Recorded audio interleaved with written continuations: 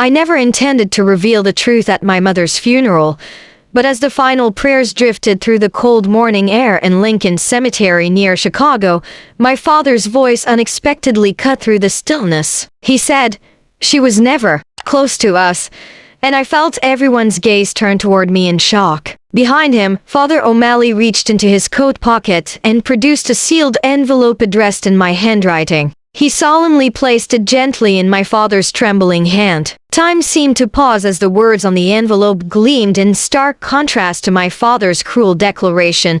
I remembered the afternoons she taught me to ride a bike on the cracked sidewalks of our neighborhood in Hyde Park. She held the seat with a gentle grip until I pedaled without fear, and her laughter pierced my sense of loneliness. I pictured the cinnamon rolls she baked every Sunday morning despite her health, the kitchen windows fogged with steam while the radio played blues tunes. How could my father dismiss these moments as obligations? The letter he now held contained the proof of her sacrifices, hidden beneath lines of gratitude and guilt that would shatter our family's silence. When I was handed the envelope, my heart pounded I might collapse into the grass. Father O'Malley bowed his head and muttered a prayer before stepping back. No one dared interrupt, and my Aunt Carmina, who sat 2 rows behind, looked pale and frozen. Slowly, I broke the seal and unfolded the letter with fingers, careful not to smear ink across the paper. The priest's sermon faded into a hum as I read the opening line.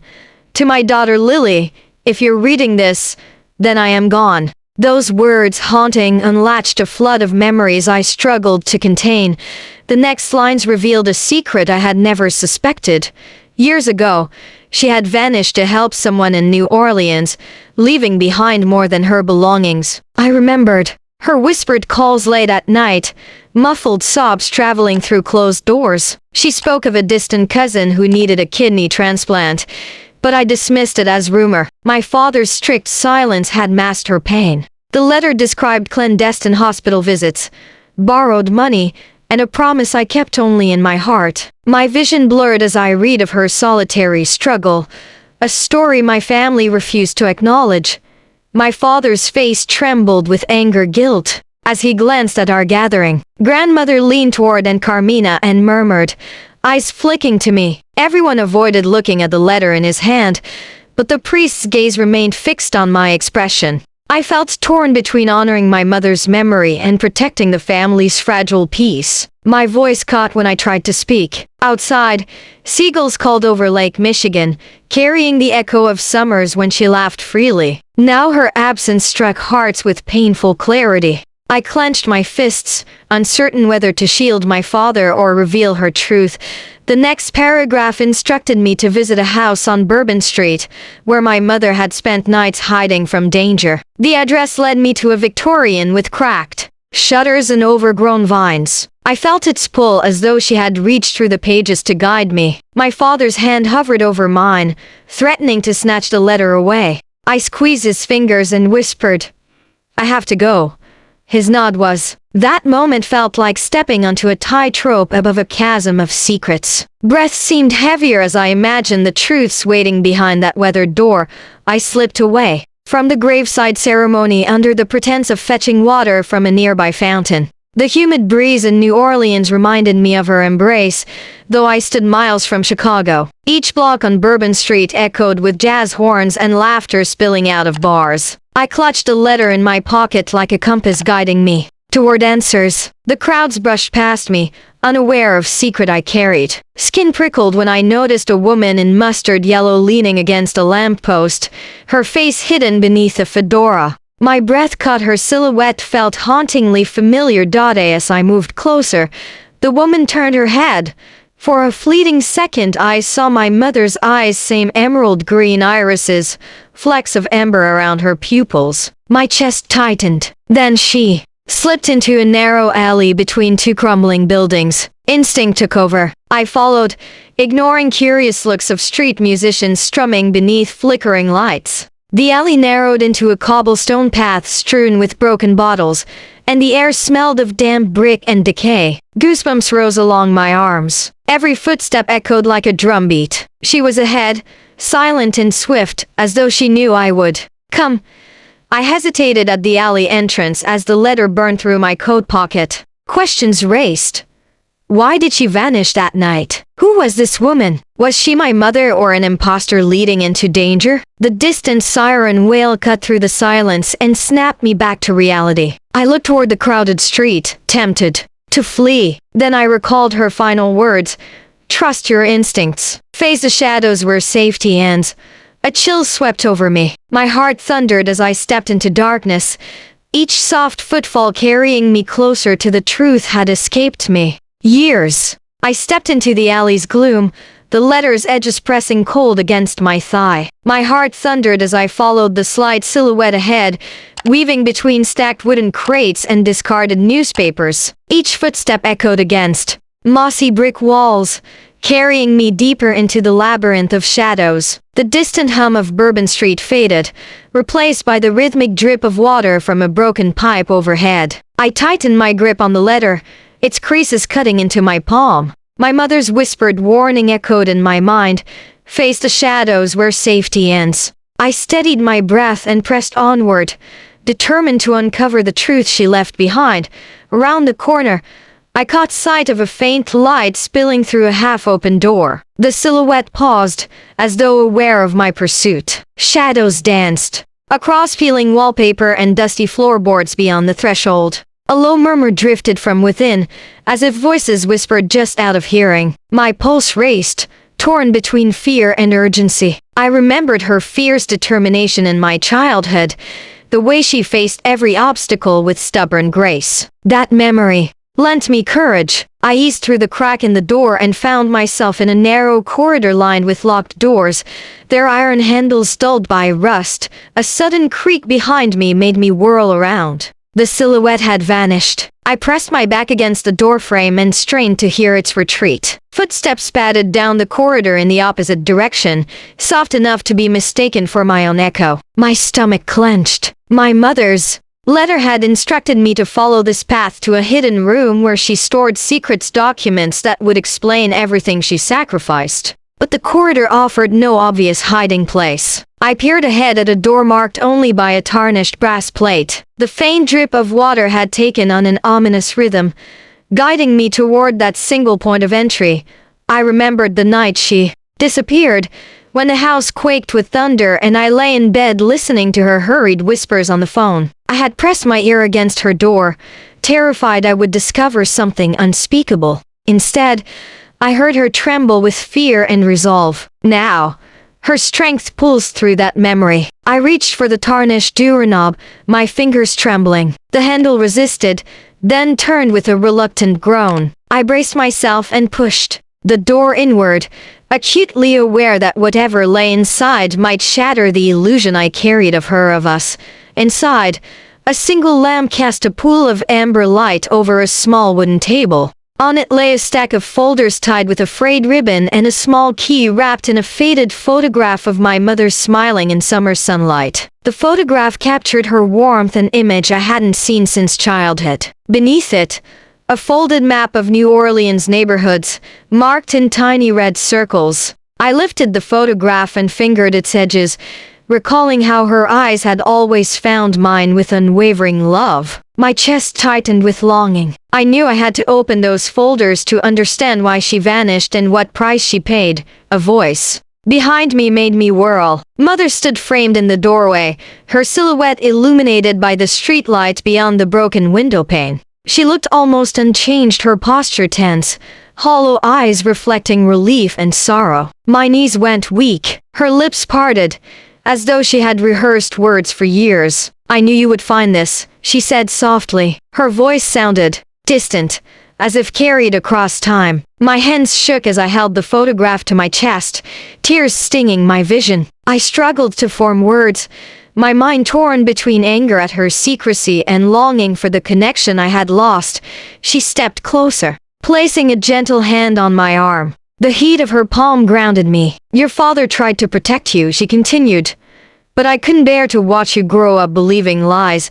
The folders trembled in my other hand. She explained how she had taken that trip to New Orleans not for herself, but to rescue a friend trapped in a web of criminals demanding ransom for his life. She risked everything, her reputation, her health, our family's stability to save someone she loved. I remembered fragments of hushed conversations and vague phone calls. Now the puzzle pieces snapped into place in a brutal pattern.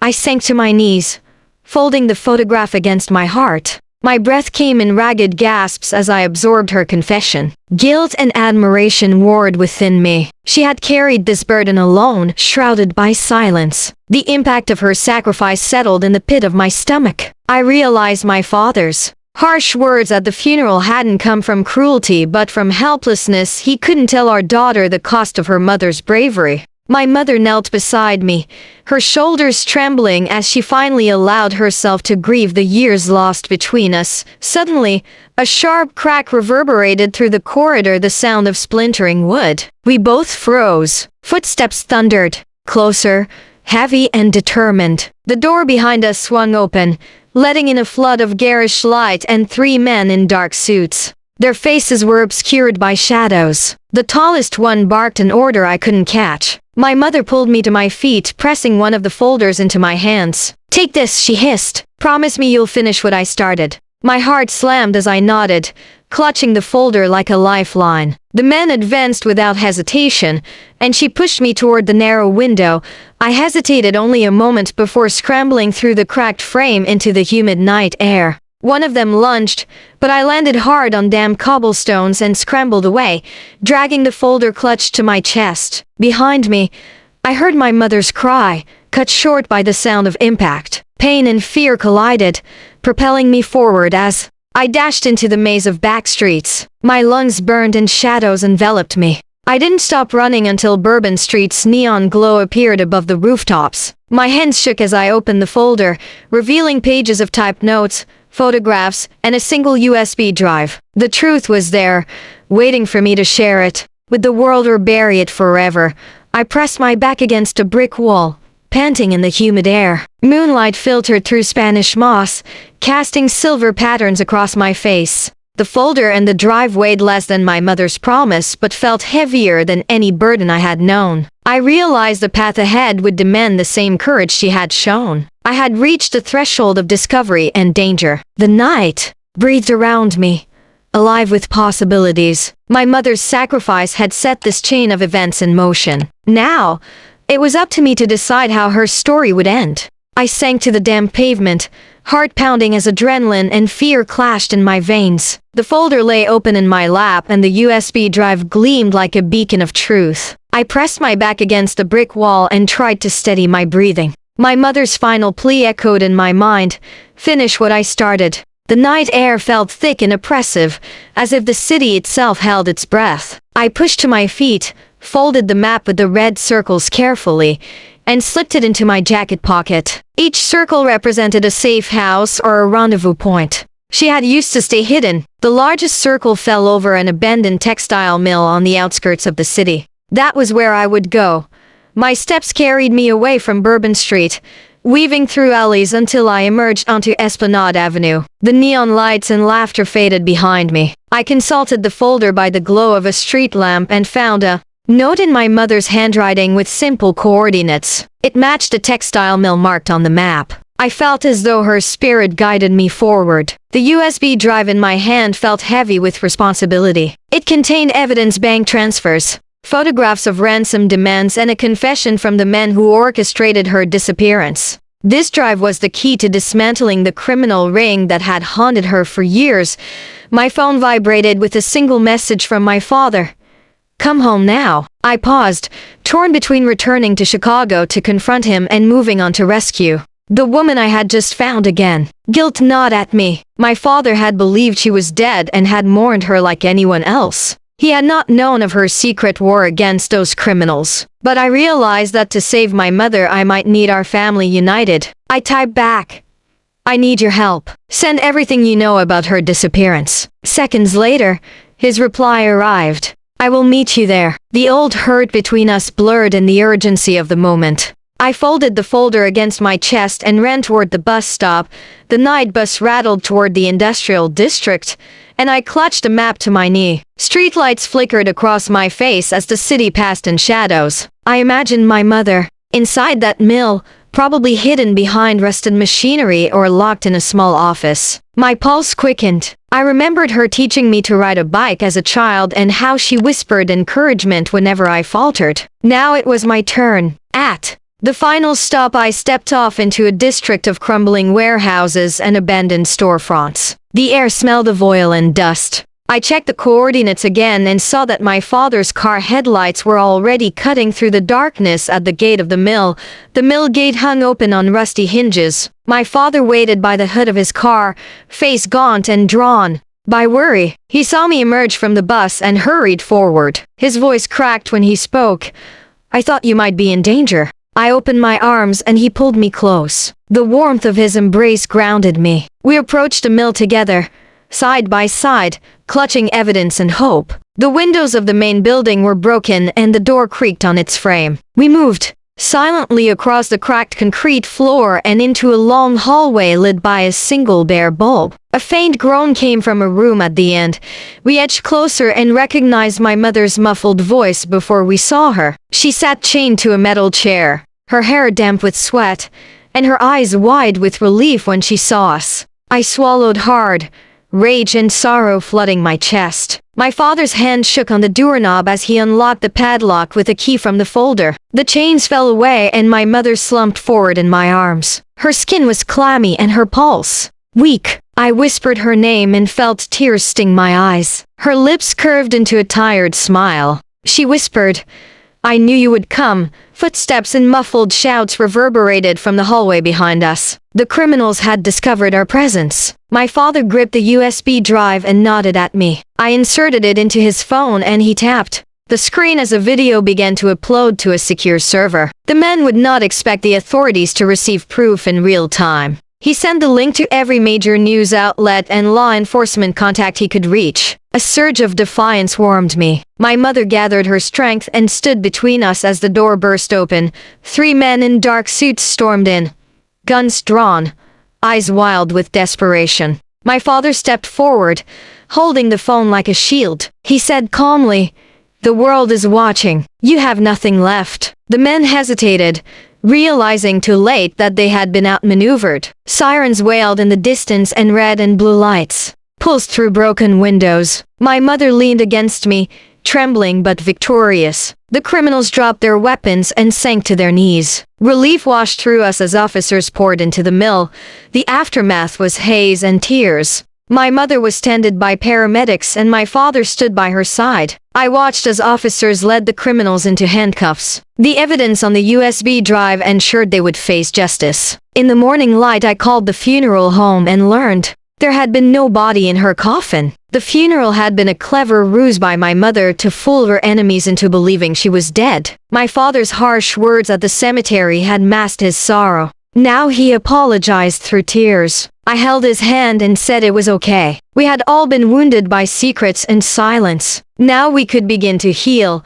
A week later, we stood together under a clear sky in Lincoln Cemetery. This time there was no coffin and no funeral. Instead, we placed flowers at a simple memorial stone bearing her name with the inscription, "A life lived in courage and love." My father read aloud a letter he had written, filled with apologies and admiration. My mother and I stood side by side, our hands clasped, eyes fixed on the horizon. The past had nearly destroyed us, but in exposing the truth and facing our fears, we found each other again. The hurt of years dissolved in the hope of new beginnings, and as the breeze carried the scent of summer flowers, I knew our story was not one of loss but of triumph.